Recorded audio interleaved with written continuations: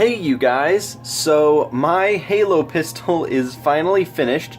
I know I wanted to show the last steps of the process, but it was incredibly hard for me to figure out how to paint the gun since my wife, who I was going to have hold the camera, when I finally got the paint and everything already, she was actually not available.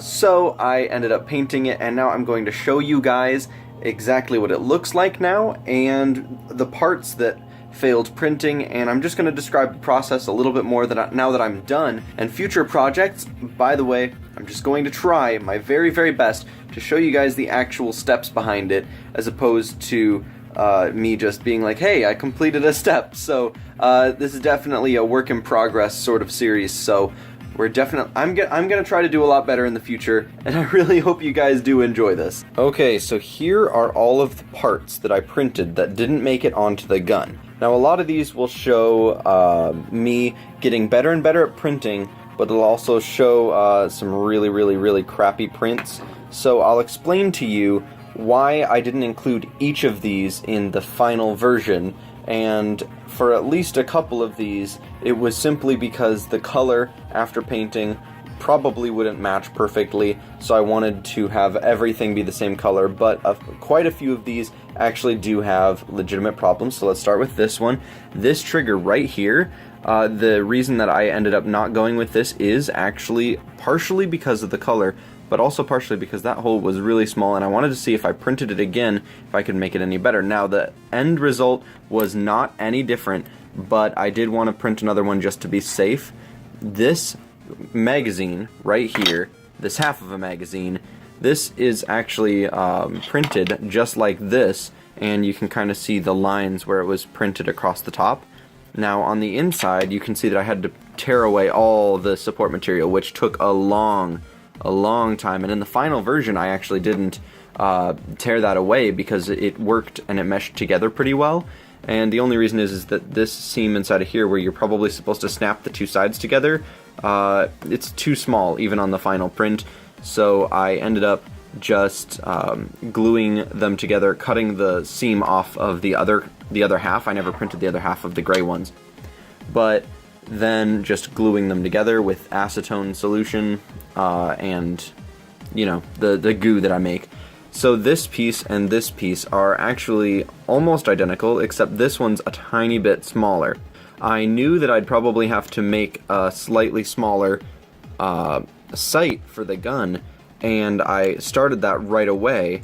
And then when I started printing the blue gun, I actually printed this at full size, and it ended up not fitting in the gun, and this one did, so I had to reprint another blue one, just like with the trigger, so that it matched the overall color of the gun, so that when it was printed, all the parts would be exactly the same color after I painted them.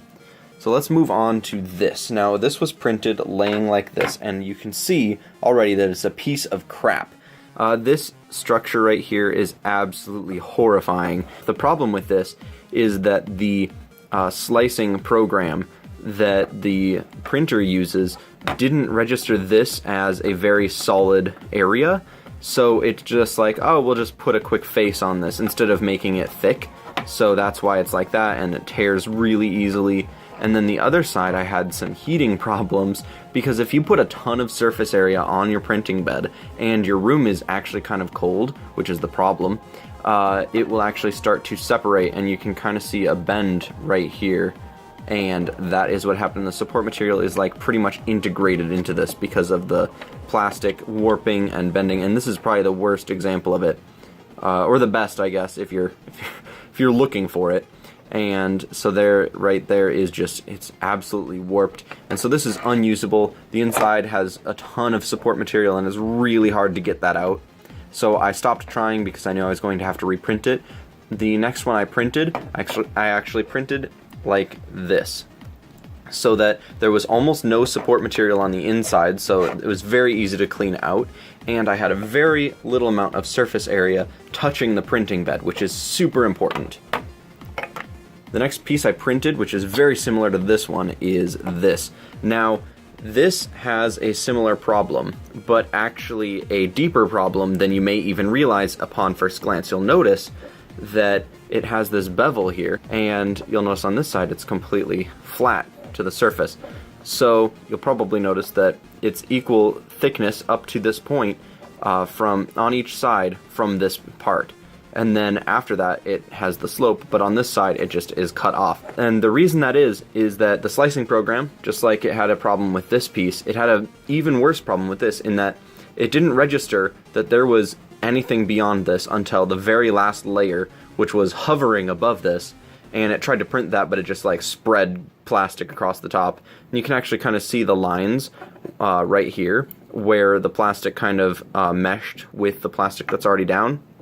That was horrible. I had to peel all of that off, and yeah, it didn't work out very well. I'm getting a lot better at identifying problems in my slicing before I just go with it. I need to do that a lot more in the future, but I'm finally getting it. And then there was support material in here that I never took out, and support material on the inside is some of the worst case scenario that you could ever have while you're printing. And the final two pieces that I printed are these, which are the SmartLink scope.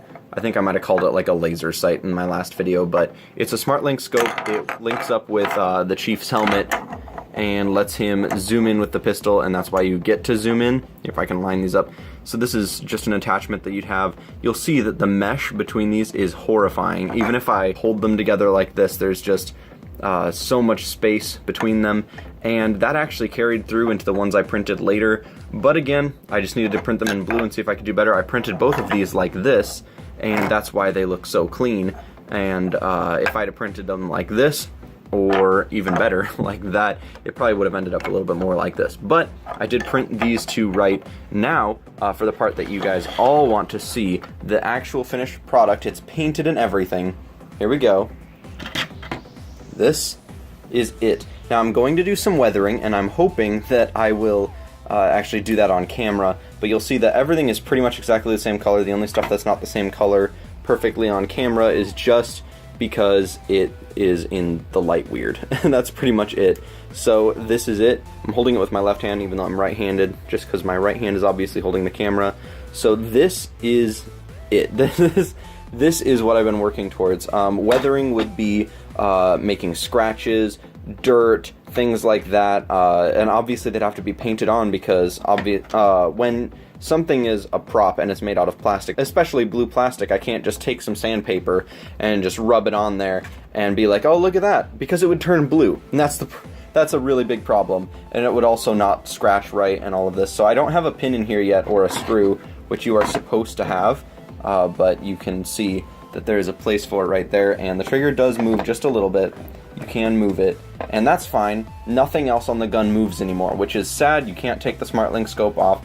You can't take the slide off. You can take the sight out if you just pop it out, which is beautiful and all painted and stuff.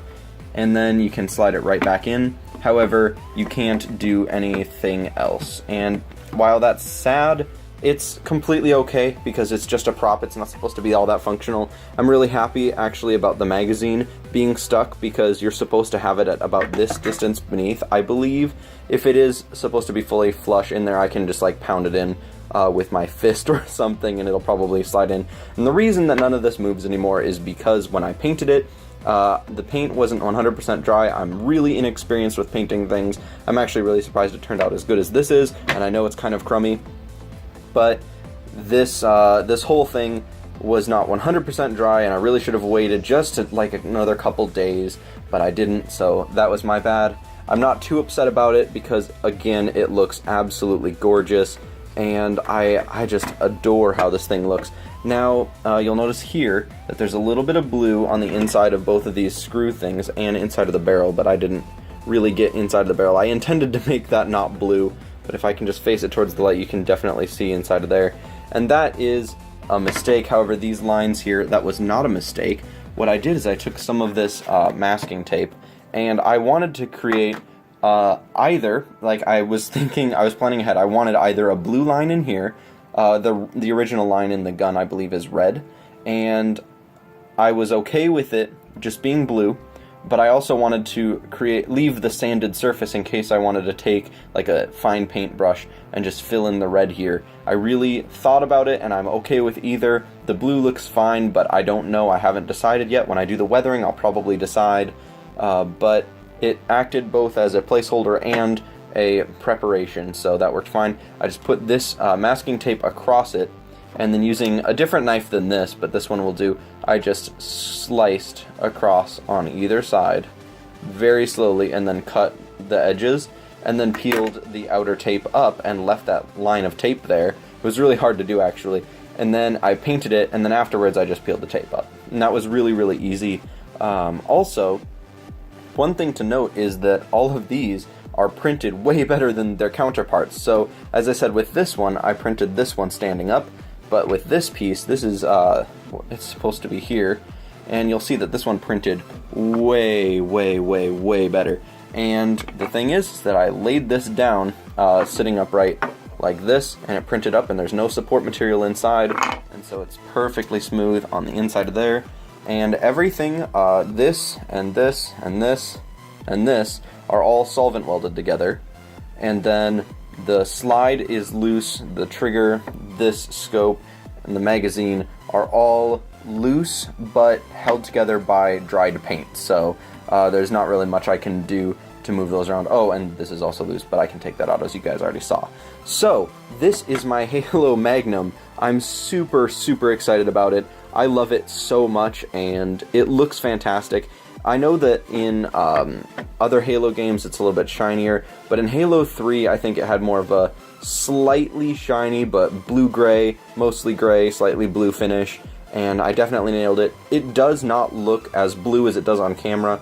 It looks way more blue here than it does in the natural light, and especially if like you take it outside, it looks really gray. If you take it under like fluorescent light like it's under right now, it looks very much more blue than it was originally. So I don't think even another coat of paint would help that. I think it's just the way the gray looks, because I smothered this crap in paint. So I really hope you guys liked this. I can describe more of my processes as I make more models and make more 3D printed stuff, but it's really nice to kind of go back and look at all the parts that I failed on and just show how much better this is. It makes me really happy, and I worked really, really hard on it.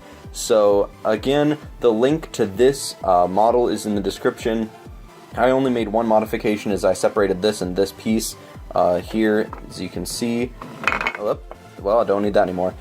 This was all one piece in the original files. It was actually easier to print this way, especially with my tiny printer, and it turned out amazingly. So if you want this exact result, you will have to do that yourself. I'm not going to be uploading the design for this. If I ever create a modified version of this pistol, I will probably upload it to something like Thingiverse, but for now I'm just going to leave it as is, so the person who created this can get all of the likes and all the deserved views from his awesome gun. So thank you guys so much for watching this. If you liked it, please do leave a like, and I will see all of you guys in the next one.